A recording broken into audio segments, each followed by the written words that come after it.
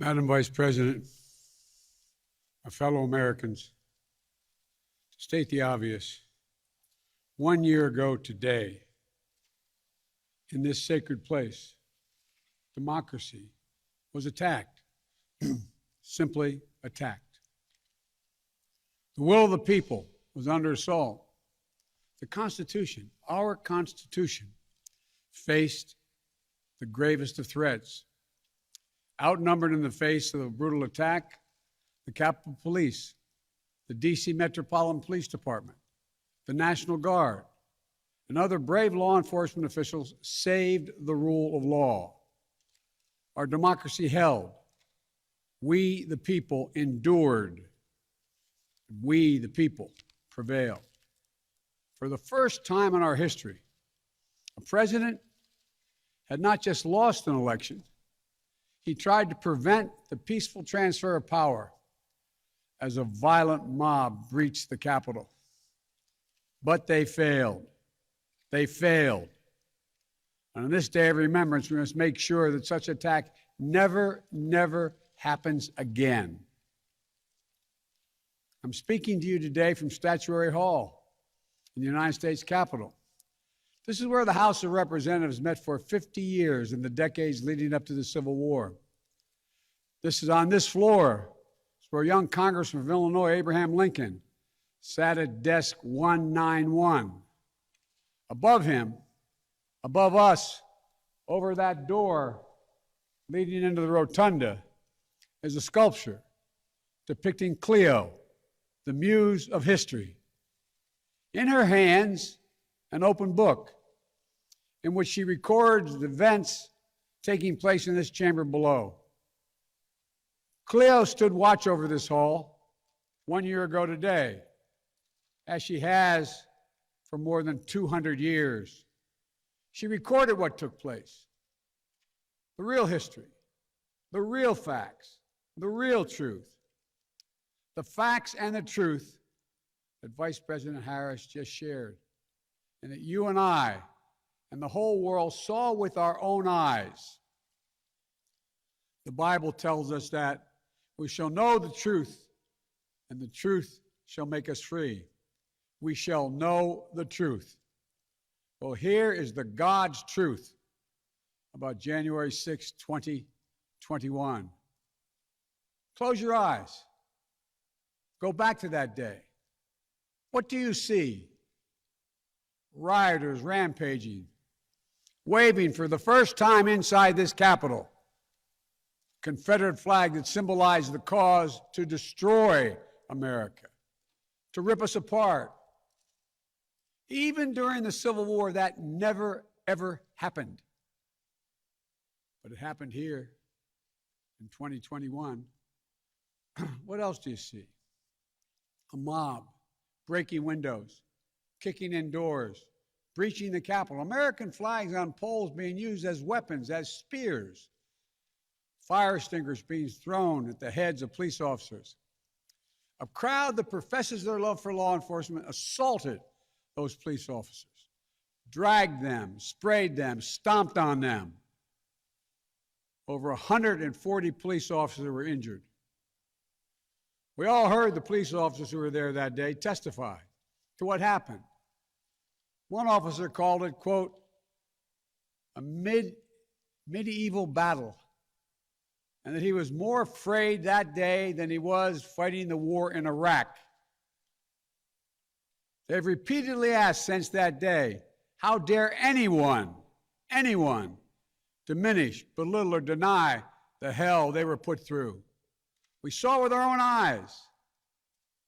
Rioters menaced these halls, threatening the life of the Speaker of the House, literally erecting gallows to hang the Vice President of the United States of America. But what did we not see? We didn't see a former president who had just rallied the mob to attack, sitting in the private dining room off the Oval Office in the White House, watching it all on television and doing nothing for hours as police were assaulted, lives at risk, the nation's capital under siege. This wasn't a group of tourists. This was an armed insurrection. They weren't looking to uphold the will of the people. They were looking to deny the will of the people.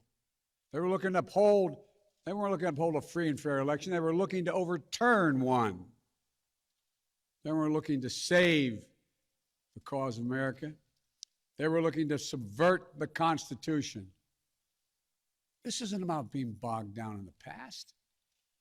It's about making sure the past isn't buried. That's the only way forward. That's what great nations do. They don't bury the truth. They face up to it. Sounds like hyperbole, but that's the truth. They face up to it. We are a great nation. My fellow Americans, in life there's truth, and tragically there are lies. Lies conceived and spread for profit and power. We must be absolutely clear about what is true and what is a lie. And here's the truth. The former President of the United States of America has created and spread a web of lies about the 2020 election.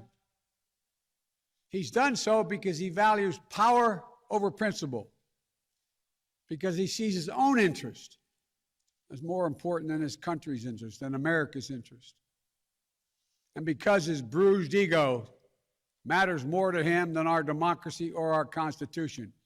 He can't accept he lost, even though that's what 93 United States senators, his own attorney general, his own vice president, governors and state officials in every battleground state have all said. He lost. That's what 81 million of you did as you voted for a new way forward.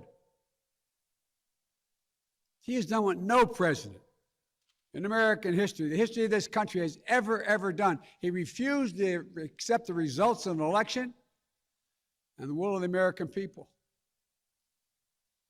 While some courageous men and women in the Republican Party are standing against it, trying to uphold the principle of that party, too many others are transforming that party into something else. They seem no longer to want to be the party of Lincoln, Eisenhower, Reagan, the Bushes. But whatever my other disagreements are with Republicans who support the rule of law and not the rule of a single man, I will always seek to work together with them to find shared solutions where possible.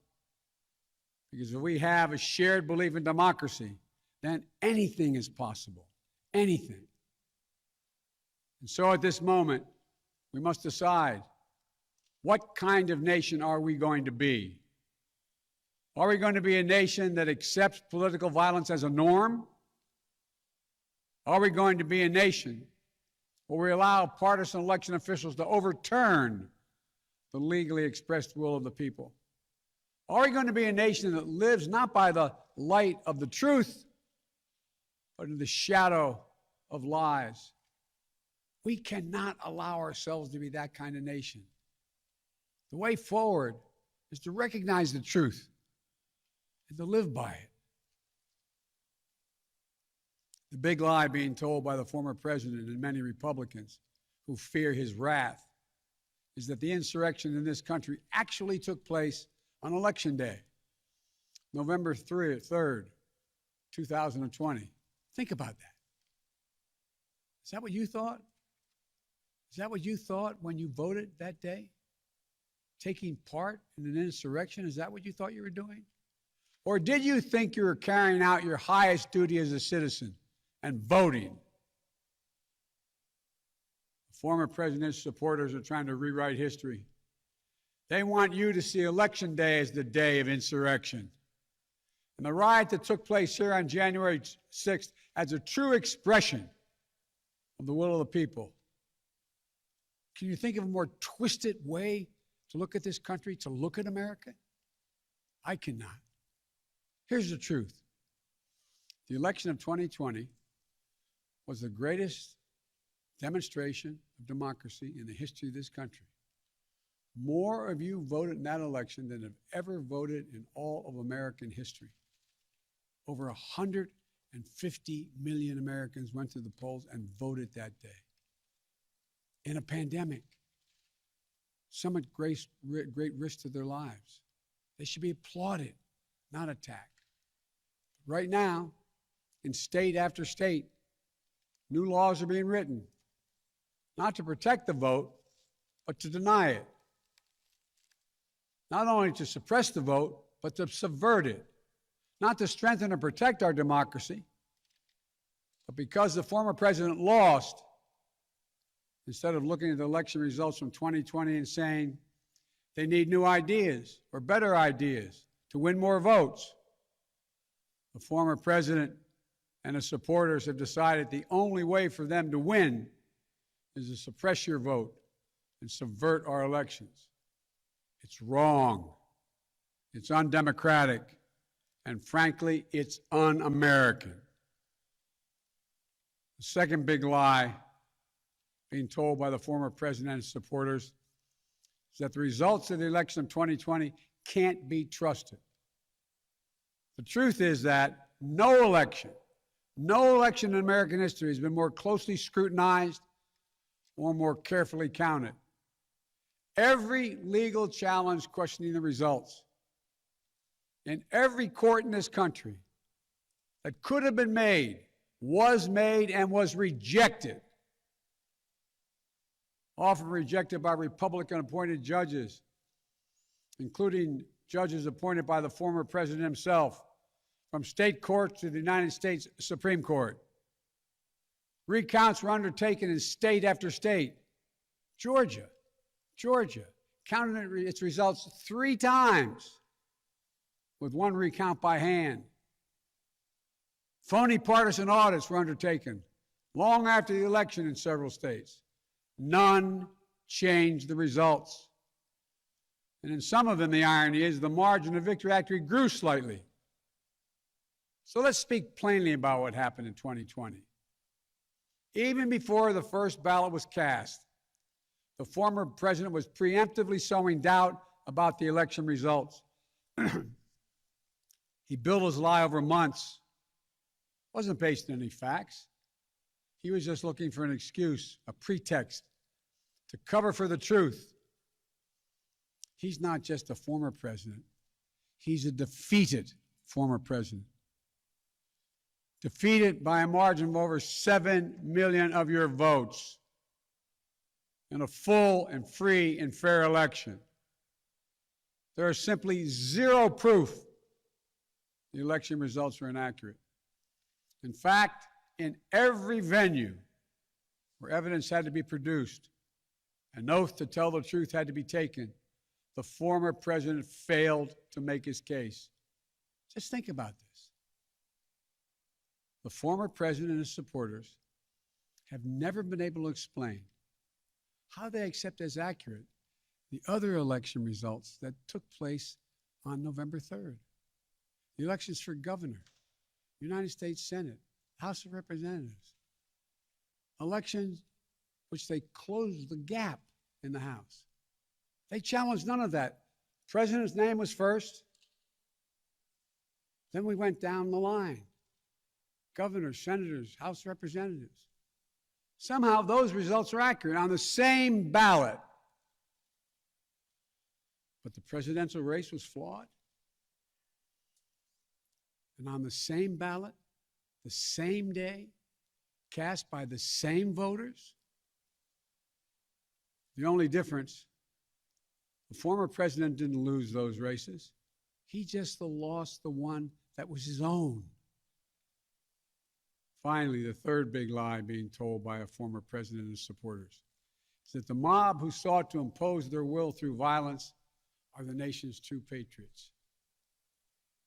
Is that what you thought when you looked at the mob ransacking the Capitol, destroying property, literally defecating in the hallways, rifling through the desks of senators and representatives, hunting down members of Congress? Patriots? Not in my view. To me, the true patriots were the more than 150 Americans who peacefully expressed their vote at the ballot box. The election workers who protected the integrity of the vote, and the heroes who defended this Capitol. You can't love your country only when you win. You can't obey the law only when it's convenient. You can't be patriotic when you embrace and enable lies. Those who stormed this Capitol, and those who instigated and incited, and those who called on them to do so, held a dagger at the throat of America, at American democracy. They didn't come here out of patriotism or principle. They came here in rage, not in service of America, but rather in service of one man. Those who incited the mob, the real plotters who were desperate to deny the certification of this election, defy the will of the voters. But their plot was foiled. Congressmen, Democrats, and Republicans stayed. Senators, representatives, staff, they finished their work the Constitution demanded. They honored their oath to defend the Constitution against all enemies, foreign and domestic. Look, folks, now it's up to all of us, to we the people, to stand for the rule of law, to preserve the flame of democracy, to keep the promise of America alive. That promise is at risk, targeted by the forces that value brute strength over the sanctity of democracy, fear over hope, personal gain over public good.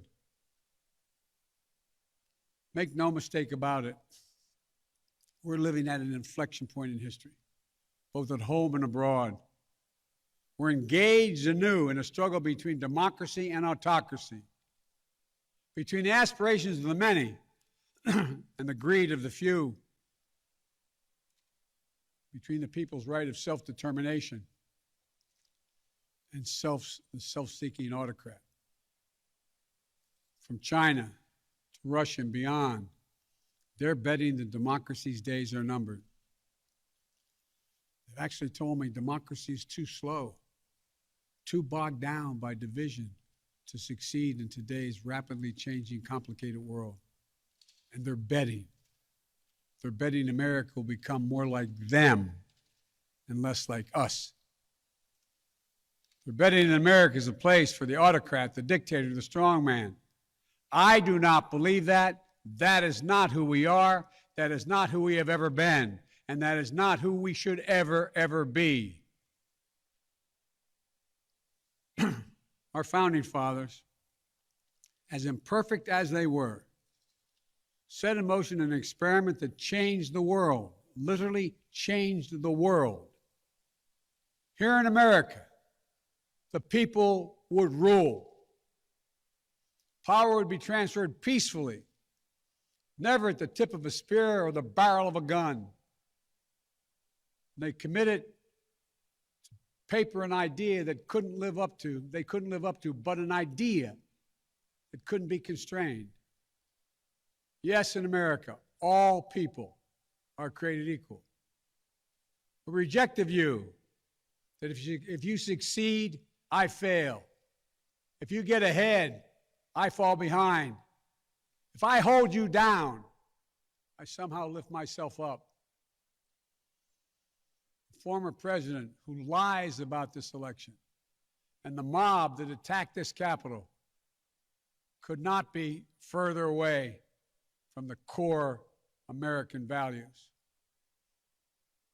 They want to rule, or they will ruin. Ruin what our country fought for at Lexington and Concord, at Gettysburg and Omaha Beach, Seneca Falls, Selma, Alabama. What we were fighting for?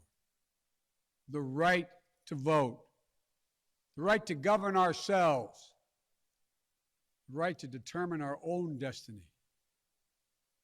With rights come responsibilities. The responsibility to see each other as neighbors, Maybe we disagree with that neighbor, but they're not an adversary. Responsibility to accept defeat. Then get back in the arena and try again the next time to make your case. Responsibility to see that America is an idea. An idea requires vigilant stewardship. As we stand here today, 1 year since January 6, 2021, the lies that drove the anger and madness we saw in this place, they have not abated. So we have to be firm, resolute, and unyielding in our defense of the right to vote and to have that vote counted. Some have already made the ultimate sacrifice in this sacred effort. Jill and I have mourned police officers in this Capitol Rotunda not once but twice in the wake of January 6th. Once to honor Officer Brian Sicknick, who lost his life the day after the attack, and the second time to honor Officer Billy Evans, who lost his life defending this Capitol as well. We think about the others who lost their lives and were injured, and everyone living with the trauma of that day, from those defending this Capitol to members of Congress in both parties and their staffs, to reporters, cafeteria workers, custodial workers, and their families. Don't kid yourself. The pain and scars from that day run deep. I've said it many times, and it's no more true or real than we think about the events of January 6th. We are in a battle for the soul of America. A battle that by the grace of God and the goodness and greatness of this nation, we will win. Believe me, I know how difficult democracy is, and I'm crystal clear about the threats America faces.